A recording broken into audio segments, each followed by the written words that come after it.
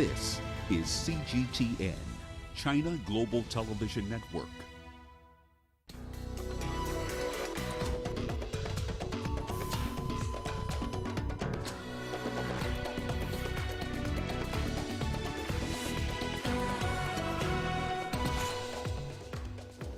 ECOWAS to hold extraordinary summit on Guinea and coup. We get you the latest from Conakry.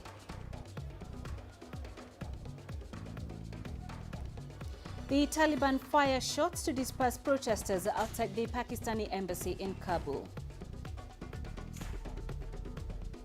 And UN footage of northern Ethiopia shows humanitarian crisis. Hello and a warm welcome to Africa Live. I am Peninah Karibe. Let's have a look at other stories coming up this hour. Egypt records the highest monthly revenue from the Suez Canal. And in sports, Egypt fire coach Al Badri despite unbeaten record after World Cup qualifiers draw.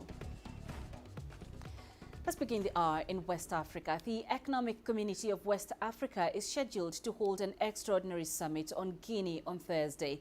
The regional bloc has demanded a return to constitutional rule and has threatened to impose sanctions on the country following a military coup. On Sunday, special forces led by Colonel Mamadi Doumbouya ousted longtime President Alpha Conde and dissolved the constitution. The coup leaders have since vowed to form a government of national unity to oversee a political transition.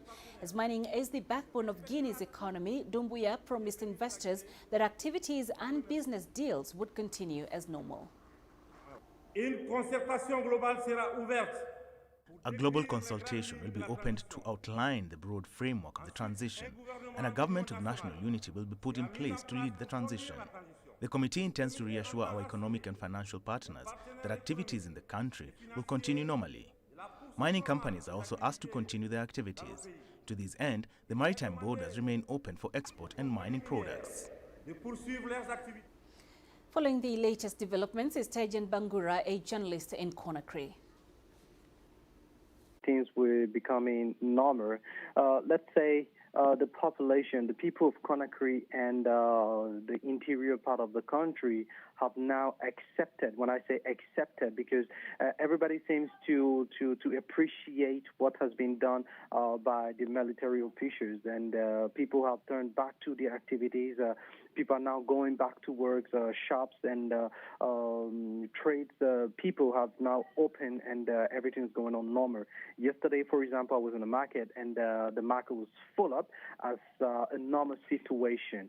And talking about normality, yes, we can say everything is now coming back to normal. The people have accepted. And even yesterday, we mentioned that the civil officials that were ruling over the different places in the interior part of the country had been replaced by the military officials, military commanders. And that was really appreciated by people. The military officials were accompanied and applauded by the population of those various places. For now, for this morning, for news that I've got from different places of Conakry and in the interior part of Guinea, we can say that yes, everything is now back to normal. Let's bring in Dr. David Zumenu, Senior Researcher for West Africa in the Africa Conflict Prevention Program at the Institute of Security Studies. Dr. Zumenu, thank you very much for joining us. So, although Guinea-Conakry has had a history of coups, it's been much more stable than its neighbors. How are these developments likely to affect the country moving forward and the region? Look, Guinea has been experiencing trouble since the passing of its first president, Ahmed Sékou Touré, in 1984. Remember, the political transition has not been peaceful. Ahmed Sékou Touré was replaced by a military general, Lansana Conté, and he himself died in power, having failed to really create an environment for democracy. And following which Alpha Conde came to restore the democratic principle with a very big background of political activists having fought for against colonial domination and also for fighting the dictatorship for over 4 decades. Unfortunately, his 10 years of power have not really ushered in a stable political environment which maintained Guinea in a very turbulent area. Remember last year, he forced his way to amend the constitution to hang on to power for the 3rd term.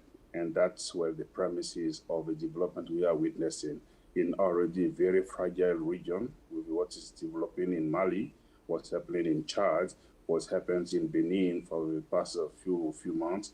And these developments in Guinea have complicated further the stability of the West African region. Now, Dr. Zumenu, some have argued that pre-colonial Africa had a system of governance that worked for it. But in the post-colonial era, the current system seems to be failing some of these countries. Do you agree with that school of thought? Not at all. The problem is not about the pre or post-colonial setting. The problem is with the political humans that are governing the African countries. I think if we agree to have a constitution, let us develop and have the honesty to respect the norms that we set in those constitutions. Let us work to consolidate the institutions. In many settings, we have leaders who came to power to replace the previous leaders who are accused of being a dictator, but to simply do exactly the same as the people that they were fighting against yesterday.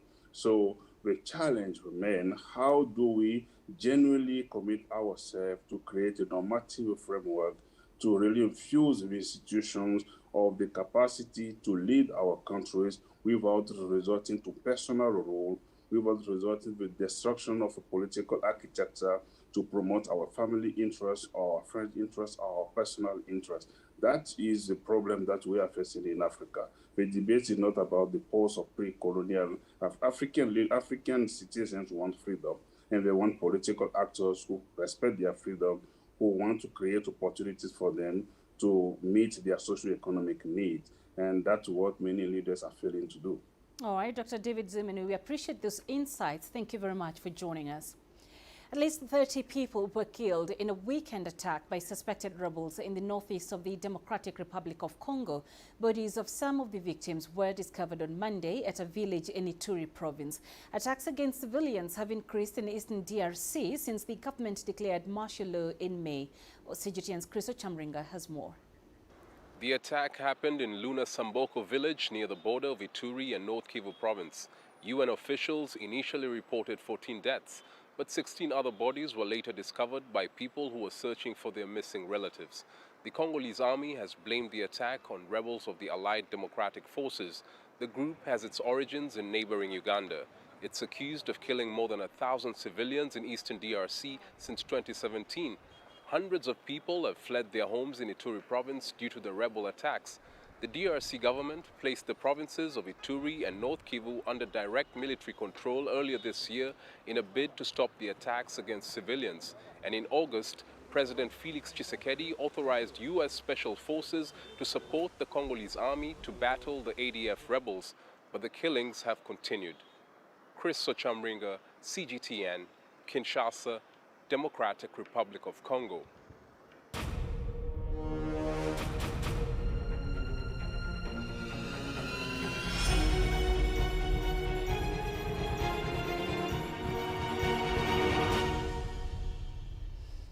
Let's head to the Afghan capital, Kabul, where Taliban have fired gunshots in the air to disperse protesters. Hundreds of people demonstrated on Tuesday outside the Pakistani embassy, accusing the country of meddling. They were protesting against a visit by Pakistan's head of military intelligence at the weekend. General Faiz Hamid led a delegation to discuss security, the economy and trade. Let's cross now to Kabul. CGTN's Zmarilai Basin is standing by for us. Zmarilai, what exactly is going on?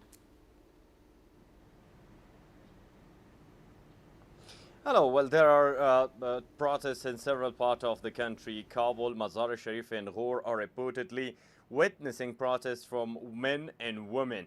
In Kabul, protests got violent, and according to the journalists that I've been talking with, several journalists were captured by the Taliban and detained, according to them, and some of them were also gotten their cameras by the Taliban, and also there are reports of beating, and Taliban haven't said anything. Also in Mazar-e Sharif in the north of the country, same sort of protests and rallies were going on when there were gunshots on the air, and all the protesters were scattered, and the women were shouting, and the girls who were participating in the protest, they were having slogans against the Pakistan proxies and their interference in Afghanistan in the Middle East. Also, they were chanting for the resistant force in Panjshir Valley and all those issues that is coming up from nowhere.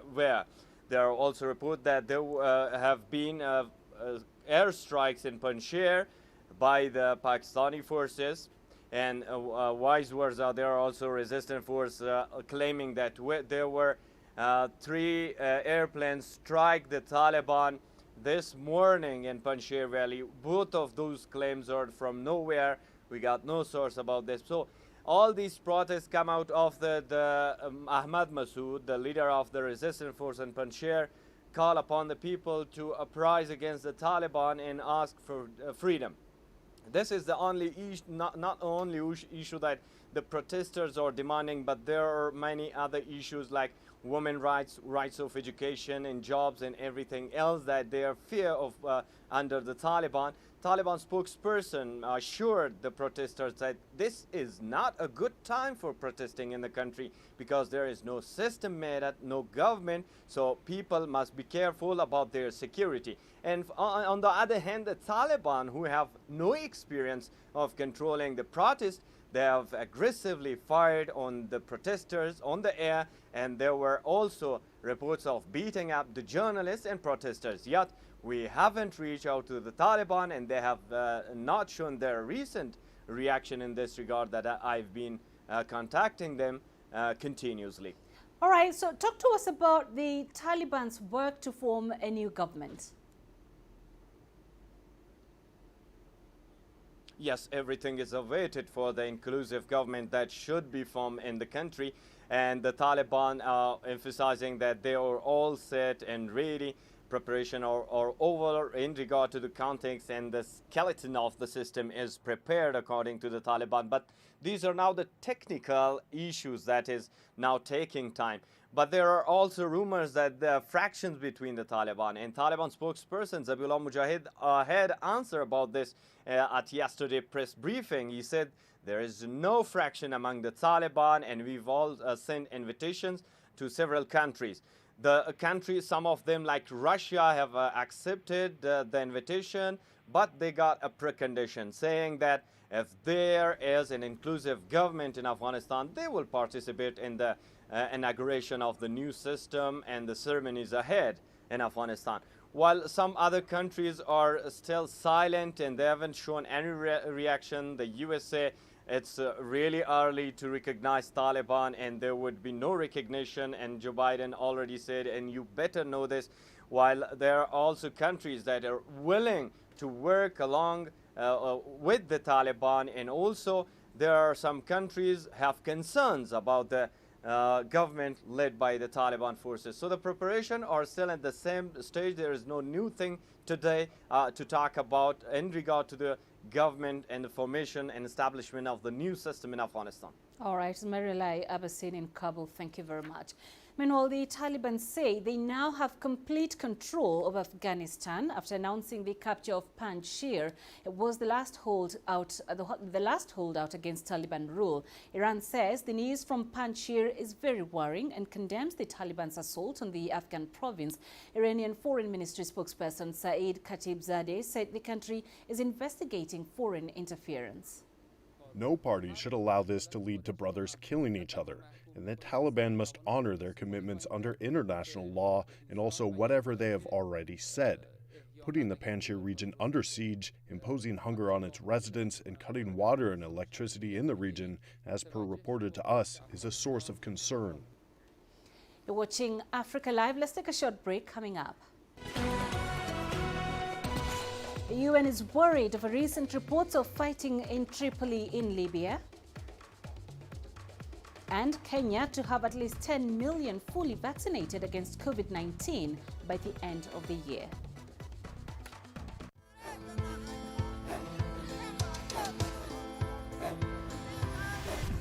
Africa is a continent of diversity, with varied climates and enchanting geography, and a people so distinct, but with a shared enduring spirit.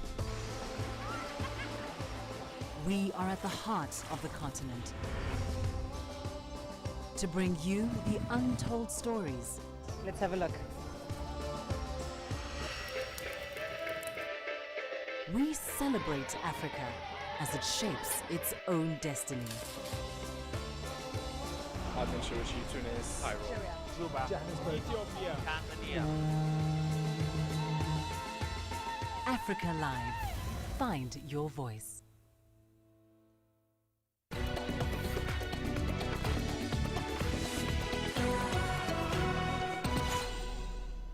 Let's turn to northern Ethiopia. The World Food Programme estimates up to 7 million people in the region are in need of food assistance. For months, conflict in the Tigray region has displaced hundreds of thousands of people. Now, the Amhara and Afar regions are also being impacted. The WFP says it's expanding its food assistance program to those regions. The UN body has expressed fears that the north is edging closer to a potential famine. It says it is facing a funding gap as continued fighting leads to an increase of those seeking aid. The whole journey was through the scorching sun, and the thirst for drinking water was agonizing. We were forced to drink rainwater from the ground, but it made us sick. The UN has also expressed concern over the recent fighting reported in the Libyan capital, Tripoli, which is said to have been the worst in 6 months. The fighting between government-allied forces and militias has led to fears that Libya might not be able to secure the upcoming elections set for December. Here's Adel Mahri with more details. Friday's 24 hours of fighting in Tripoli's southern district of Salah ad-Din has worried the United Nations. Stability support forces who are under the Presidency Council clashed with a force called the 444 Brigade in the Libyan capital, putting the lives of thousands of civilians in danger. Libya's interim government says the leaders of this armed group had been operating independently and that now the brigade is under the administration's control. Clashes between militias in Tripoli are expected, especially in the absence of state deterrent forces which the unity government should have formed. Unfortunately, the government, instead of being a neutral side that applies the political, economic and military aspects of the UN agreement, it's becoming a part of the conflict. It's been supporting the formation of more of these forces, which apparently it doesn't control. The security forces in Tripoli have multiple allegiances. Some follow the Interior Ministry, some are managed by the Presidency Council, and others may have unclear affiliations. Their responsibilities or tasks are also not properly divided and sometimes they overlap. All of this leads to conflicts as each one tries to enforce its authority over a region or over the other. The clashes have exposed the vulnerability of the political roadmap to elections. Libya's unity government does not have any control of the eastern-based Libyan National Army. The forces which are allied to General Khalifa Haftar control all eastern regions and most of the southern region too. To have forces out of the government's control threatens the political process and the elections, because the vote should take place in these places which the government doesn't control. How the government deals with Friday's clashes and holding violators accountable will determine if it will restore control. It must also introduce structural changes to avoid such incidents in the future. Following the clashes, the interim executive authority was eager to show that everything was under control. On Saturday, the Presidency Council and the 444 Brigade announced that the differences that led to the confrontation had been sorted out. Prime Minister Abdelhamid Dbeibeh has asked the Western-based military prosecutor to lead an investigation into the latest fighting. For months, the UN, regional leaders, Libya's neighbors and politicians have been warning about the threats militias and foreign fighters could pose to the roadmap. Friday's clashes has further raised those fears. Adel Mahroui, CGTN, Cairo. Former Tunisian presidential candidate Nabil Karibe is still being detained in Algeria after a court there ordered his arrest. He's being accused of illegally crossing the country's border. Karibe was placed in custody alongside his brother Ghazi Karibe. Nabil Karibe is the owner of the Nezma television channel and was the head of the Heart of Tunisia political party, which is the second largest in parliament. Adnan Shawashi reports. Members of the political bureau of Qalb Tunis, Nabil Karibe's party, described the former presidential candidate as a victim. All MPs in Karibe's frozen parliamentary bloc say he was arrested many times this year because he continues to play an important role in Tunisian politics, despite stepping down from his leadership position in Qalb Tunis. Everyone knows that Nabil Karibe quit political life after he left prison in 2019. Therefore, he considers his current detention and the endless trials as political persecution. It's a strategy to keep him away from politics and to fragment his party so that he does not run for office again. If Nabil falls, his party will collapse. Karibe did not commit any crime to be treated like an outlaw at home or abroad. President Kais Saied did not comment on the arrest of Nabil Karibe in Algeria. He has also refuted allegations made by several parties that he's interfering with the judiciary or ordering the arrest of political opponents. I will not mention the names because I respect values and ethics, and I respect the judiciary. The day will come when these people will stand before a fair and impartial judiciary and not before a judiciary which is manipulated by hiding from the court, evidence that condemns many people in many cases. Analysts say the Tunisian businessman was arrested over a money laundering case opened in 2017, as well as with an illegal lobbying case. The situation of the former presidential candidate is very difficult. He was arrested in Algeria for illegal border crossing, but this is not the main reason. His cases in Tunisian courts date back to 2017 for money laundering, as well as lobbying in the US with the help of an Israeli company during the 2019 presidential campaign. President Kais Saied has defended the exceptional measures he took on July 25th, saying they were in full compliance with the constitution. Saied says his decisions to sack the prime minister, freeze parliament and lift MPs' immunity are aimed at protecting the state. During his meetings with several foreign officials, the head of state emphasized the importance of justice in the country. Kais Saied said Tunisia is committed to the principles of human rights, freedoms, as well as compliance with the constitution and the fight against corruption. Adnan Shawashi, CGTN, Tunis. In Somalia, President Mohamed Abdallah Farmajo and his Prime Minister Mohamed Hussein Roble are at loggerheads over the dismissal of the country's spy chief. The two leaders released opposing statements over the dismissal of Fahad Yassin. On Monday, Yassin was suspended over the mysterious death of female intelligence agent Ikran Tahlil.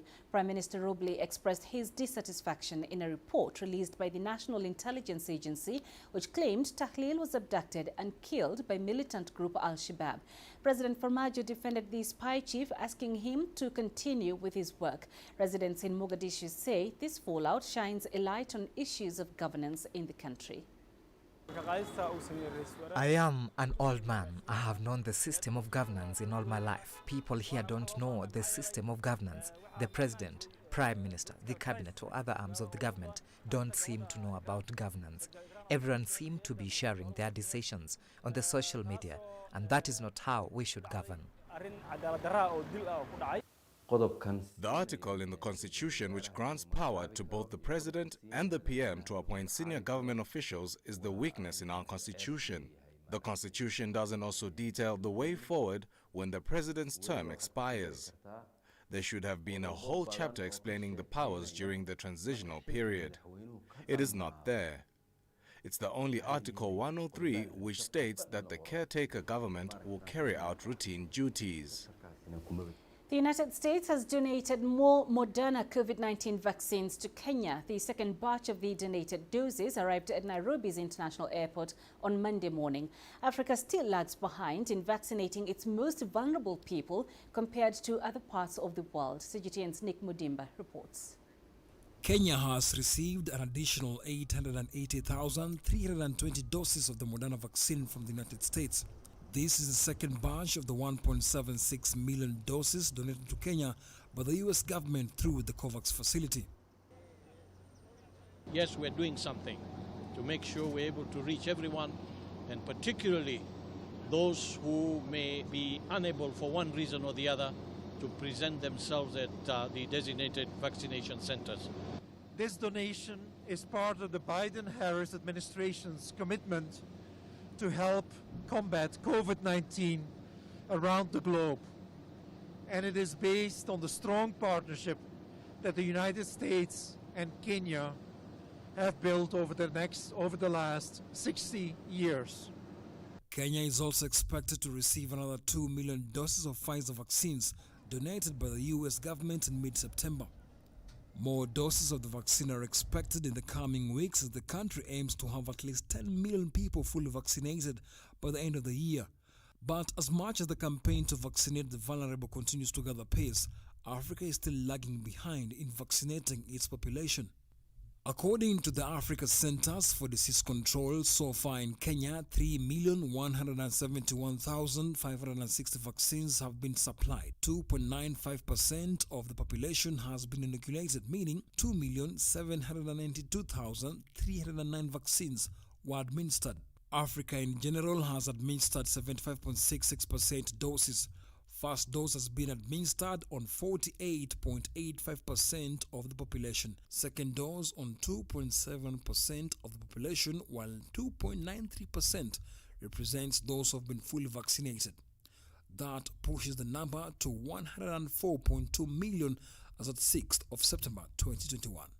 The World Health Organization has stated that 42 countries in Africa are still behind in inoculating the most vulnerable 10% of the population, and only 9 countries will beat the September target set out in May 2021.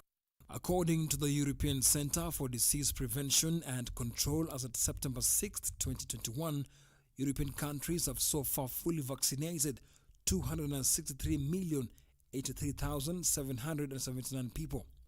In the US, more than half of the country's population has been inoculated. Nick Mudimba, CGTN, Nairobi, Kenya. It's 27 minutes into the hour. You're watching Africa Live. Coming up in business news. The China International Fair for Trade in Services comes to a close. And Egypt records the highest monthly revenue from the Suez Canal.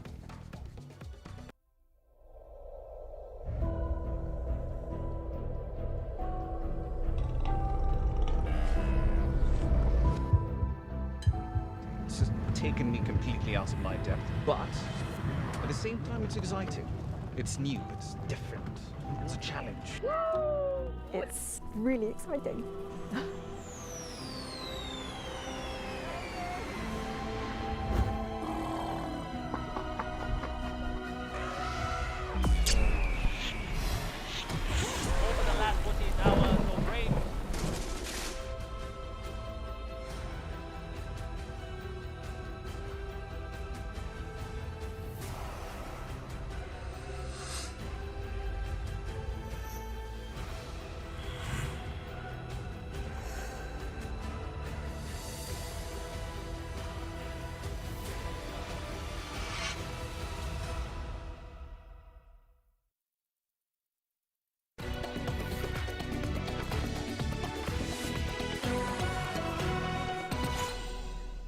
China has been moving towards greener and smarter construction and engineering, from the 2022 Winter Olympics venues to the very infrastructure for this year's China International Fair for Trade in Services. And now participants at the trade fair are showing Beijing's determination to meet its low-carbon goals. CGTN Sun Ye has this report.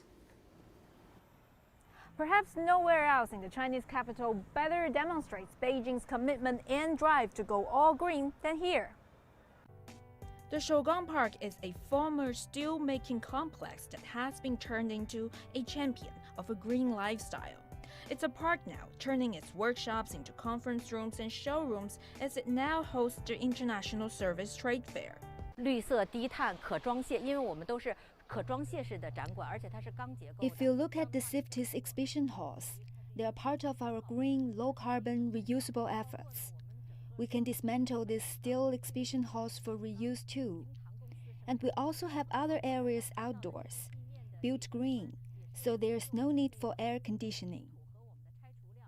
The park will also feature in the Beijing 2022 Winter Olympic Games, and companies at the fair are also showcasing how the Games venues will be smart, multifunctional, and energy-saving, including plans to convert the water cube into the ice cube. This plan not only would change water to ice, but would allow the venue to also quickly transform into a convention center. Our solution ensures a fast transition between 3 different functions, as quick as 15 days' time. The company is also showing how tech has made the center sensitive, even caring.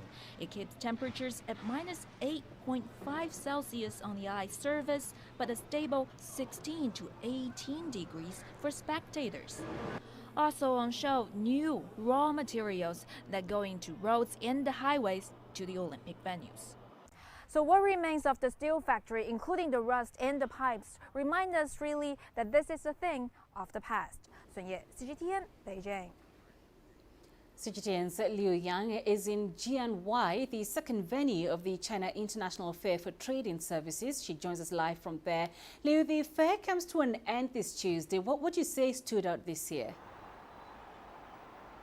Some of the major focuses for this year: digital economic cooperation with other countries, clean energy, and COVID-19 vaccination development. One example is during the China-Africa Industrial Cooperation and Development Forum, Ambassador Xu Jinghu, Special Representative for African Affairs of China, has said that China is willing to work with African countries to improve trade facilitation, promote high-quality African products and services in the Chinese market, and strengthen industrial chain connectivity. China will host more online promotion activities for African products to deepen cooperation between the two sides in fields like finance, e-commerce, and health. Experts also emphasize that with the launch of the African Continental Free Trade Area, Africa will open up in the fields of, for example, infrastructure, business services, and so on. And they say, this will in turn boost the recovery of the overall African economy. The ambassador of Somalia to China has said his country has the greatest potential for onshore wind power generation in Africa. He welcomes Chinese companies to bring their extensive experience in clean energy technology to solve Somalia's problems with insufficient power supply. In addition, the China-Africa Industrial Cooperation Development Forum and the First Bank of Nigeria have also signed a strategic cooperation agreement. As for COVID-19 vaccine and medicine development, Sinopharm CMBG, China's leading vaccine producer, has unveiled a new drug and announced it has obtained approval for clinical trials for a COVID-19 drug based on human immunoglobulin development from the plasma of recovered COVID-19 patients, which could be effective in treating critically ill patients. And they also displayed another 6 anti-epidemic products, including 2 updated vaccines. It's effective in combating mutations. Back to you. Right, so we're seeing China's commitment to continue opening up its economy through such events that was attended by representatives from 153 countries and regions. Take us through some of the measures China has employed to open up its services sector. Right, at the just concluded press conference, officials from the Chinese Ministry of Commerce emphasized that first, China will formulate a national negative list of cross-border trading services and implement it nationwide. And second, support the implementation of the first trial of international high-level free trade agreement rules in Beijing and other places to further enhance the level of institutional openness. And the third, increase support for the development of the service industry in countries under the Belt and Road Initiative, which includes promoting multilateral and bilateral regional cooperation, policy coordination, and experience exchange in the service trade, expanding service trade cooperation with developed economies, and joining hands with other countries to oppose unilateralism and trade protectionism. And in addition, China will speed up the digitalization process of the service trade by creating a digital trade demonstration zone and promoting the high-end digitalization of service outsourcing. Back to you. All right, Liu Yang, thank you very much for joining us. The Suez Canal recorded its highest monthly revenue in its history in the month of August. The maritime passageway on the Red Sea garnered nearly $560 million from close to 1,900 passing vessels. That's an overall 4.2% increase in passing vessels in the first 7 months of 2021 compared to the same period last year. CGTN's Yasser Hakim reports on how the North African waterway has managed to recover from the pandemic-induced slowdown. Official figures by Egyptian authorities show a strong rebound, with 1,884 vessels crossing the Suez Canal, carrying 100 million tons of products in the month of August alone. That's over 5% increase than the year before, with revenue exceeding pre-pandemic levels.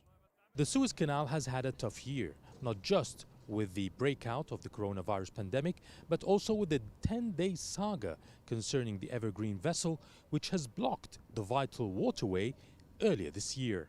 But the record Suez Canal revenue reflects a speedy recovery.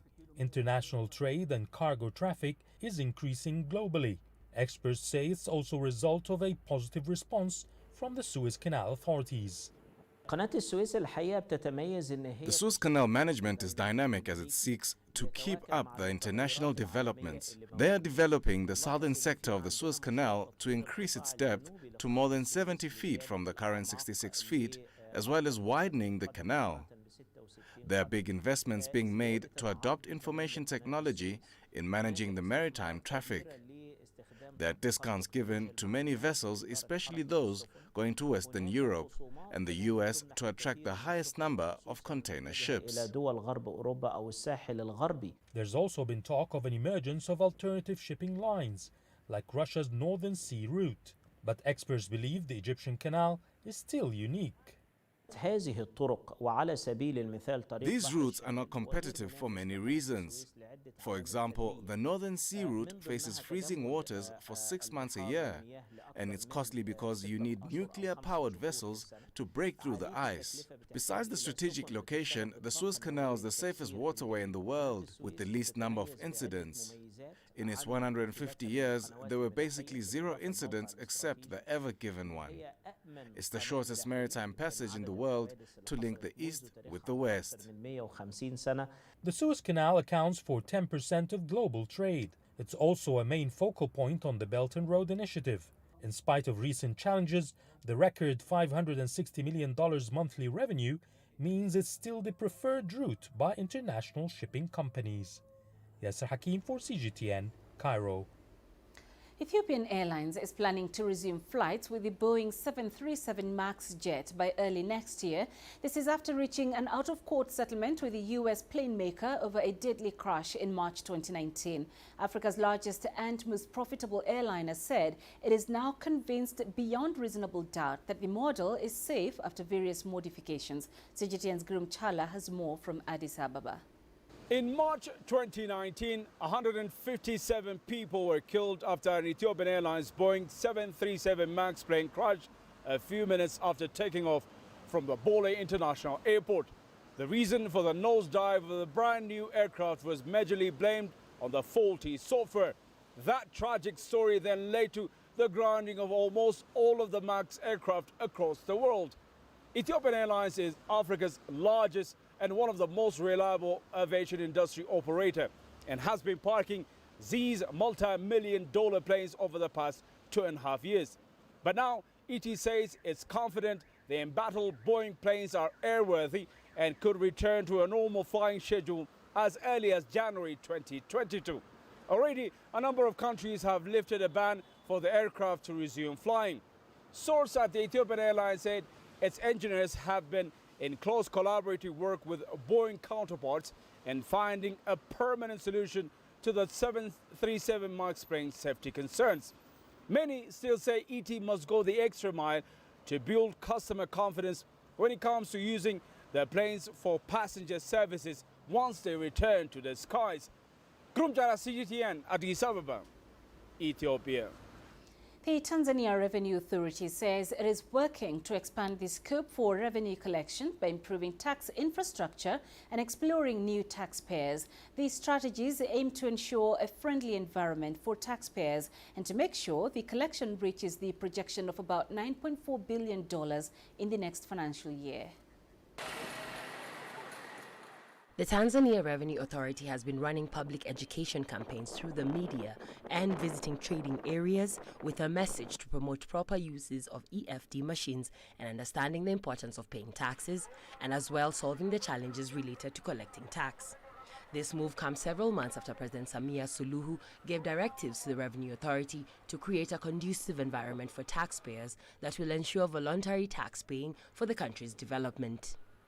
What we've done as TRA, we've noted that out there are a number of taxpayers for some reasons that have not been registered. They are trading, but they have not been registered. Some of them weren't registered for various reasons. Probably they saw the process cumbersome. The others probably they were just not willing to pay. But since we've made it convenient in their own locations and also forwarded some of them to their shops and their business areas, they have no reason not to comply.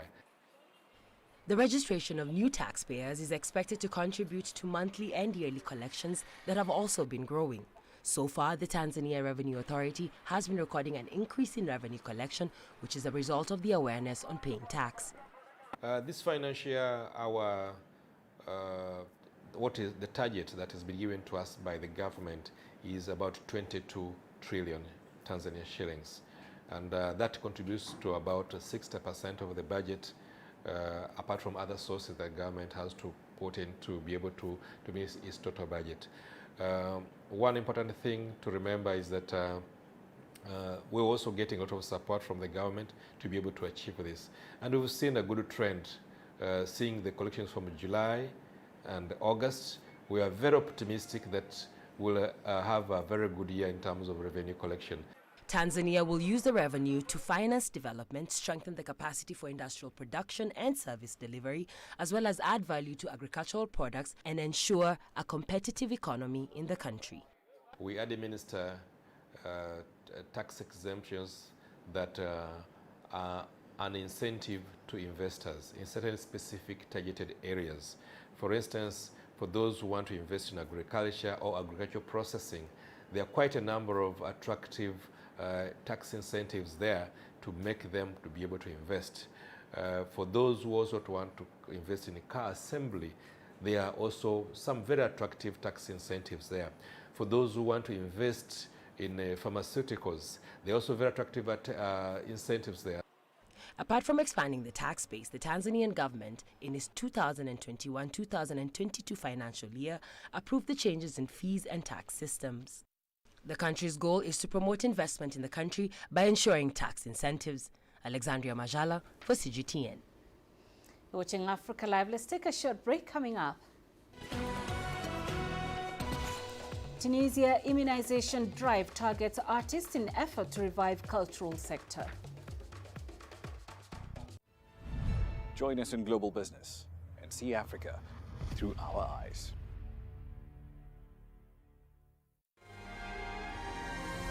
The greatest journeys,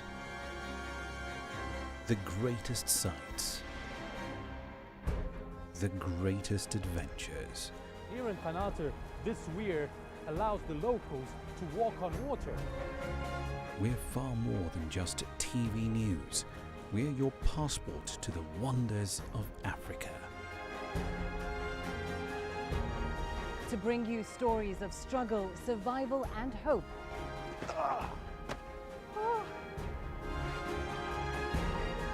So let's explore.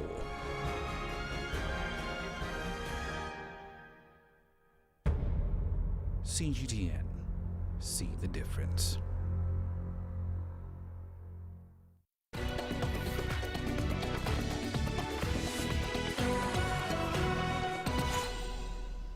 After more than a year of interruptions due to COVID-19 restrictions, Tunisia's nightlife has returned.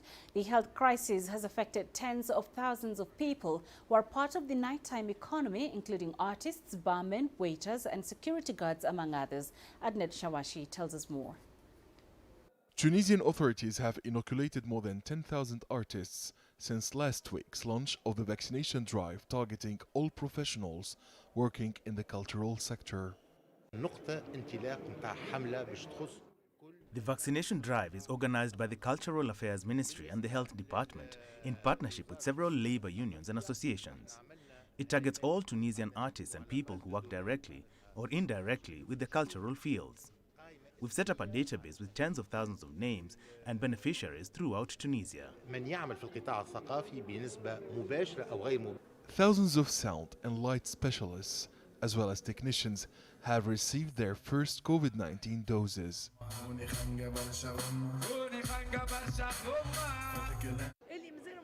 Some artists were reluctant to get vaccinated, but we've convinced them after a sensitization campaign. Tunisia will require a COVID-19 health pass at malls, theaters, and rehearsals at cultural centers and operas. We're resuming a nightlife and cultural activities thanks to the success of the vaccination drive. It's the only solution to save lives and to work. After more than a year of absence and forced unemployment, many Tunisian singers and musicians have welcomed the much-awaited return to the artistic scene. The kickoff of the summer festival season was too late. It affected all the professionals in the cultural field on the economic and social levels. The vaccination exercise facilitates the reopening of all cultural sites and gradual resumption of festivities in September. The mass vaccination campaign targeting artists, singers, musicians, dancers and all show professionals continues throughout Tunisia. Meanwhile, thousands of restaurants, cafes, nightclubs and bars are reopening in the North African state. Tunisia's cultural venues are reopening, but artists are still suffering. Several civil society organizations and labor unions have urged the head of state to lift the current nighttime curfew in order to boost the economic activity and revive the arts scene in the country. Adnan Shawashi, CGTN, Tunis.